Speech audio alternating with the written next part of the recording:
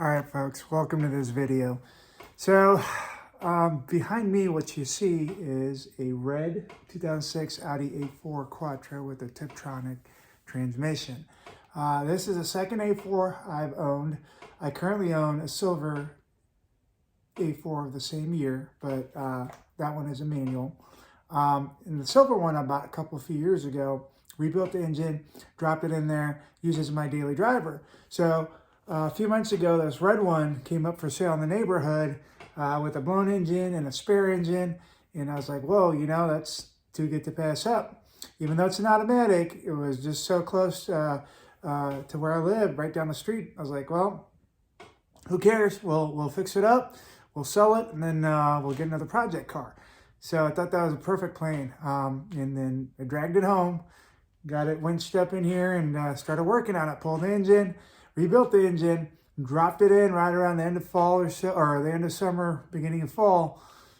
And then right when I went on my first drive, drove down the driveway about not even a quarter of a mile into the street, and I got a low oil pressure light. So I turned around, came back, hoping against hope that it was just a sensor. Well, you know, it's not. It doesn't turn out to be sensor when you really need it to be the sensor. Put a mechanical gauge on it, and sure enough, it had low oil pressure. At warm idle, it was like 10 or 12 psi when it should have been like 17 or 18, and then higher RPMs was like way low from where it should have been. So brought it back in here, and then didn't want to pull the engine again, but I said, hey, you know, let's drop the oil pan. Maybe I have a bad oil pump, and the plan was to replace the oil pump because I got a couple spare ones. The one we put in the car I thought was a really good oil pump. It looked great, looked clean, was smooth. And if you're not familiar with these engines, these oil pumps are like a balance shaft oil pump assembly, and I'll get into that later in probably a different video and show you that. But just figured, hey, you know, we can kind of do a little mishmash here, drop the subframe, get the pan off without having to take the engine out. When I dropped the pan, I saw that the pickup tube, which happens to be right here, was clogged like no, like you couldn't believe. This is the pickup tube from this car. I actually cleaned it out, but you can still see the remnants of the crap in it. At that point, I was like, what the heck happened? And then I started doing some research, and the guys on the Audi forum said, hey, dumbass, you're not supposed to use, you're supposed to use anaerobic sealant for the cylinder head cap, and not aerobic sealant, which I used aerobic sealant for. Whether that's the cause of the low oil pressure or not, the pickup tube was clogged as all get out. Replace the pickup tube with the updated pickup tube from Audi, which has like 2 spouts on it. It's supposed to, like, you know, keep the oil pressure going even if the main pickup gets clogged. Thought we were good to go, sealed it up, dropped the car. Down the driveway, same thing happened. Low oil pressure light, mechanical gauge says low oil pressure, and then just brought it back in and pulled the motor. So, interestingly, on my silver car, I did the same thing with the sealant. I used the same exact sealant, same way I did this car, but I haven't had any issues with that other car, with the silver car, knock on wood. So, maybe I just got lucky, or maybe, in fact, this guy does have a bad oil pump. Like I said, the oil pump we put in there is one that I just picked out. It was clean, it spun well. The original oil pump was crap. That's one of the reasons this engine in this red car kind of like died, because I think the oil pump failed and it just chewed up a bunch of crap. This engine is the one that came out of the red car.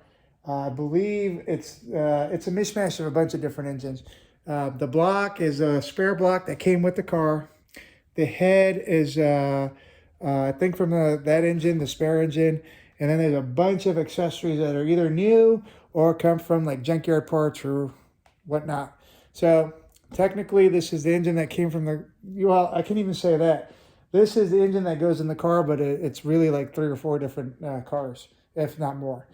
But yeah, so we'll kind of use this as an opportunity to methodically go through this engine and try to diagnose what the issue is. At a minimum, we're going to go ahead and change the oil pump again and go with one of what I hope to be a good usable oil pumps that we have in reserve. But also we're thinking maybe used bad bearings, had too much clearance. My personal theory is that that sealant that I used, some clump of it got loose and clogged up a port. So I'm going to strip down the block, go ahead and just go back to step one. Clean everything out best of my ability, new bearings, and plastic gauge everything. I went and got some plastic gauge. If you don't know what plastic gauge is, it's supposed to allow you to measure the clearance between your bearings with your main bearings and rod bearings and whatnot. So not a lot of people know what that is, especially not the guys at the parts store. AutoZone does carry plastic gauge, but I ordered some online as well because good luck trying to find plastic gauge at AutoZone, although they do carry it.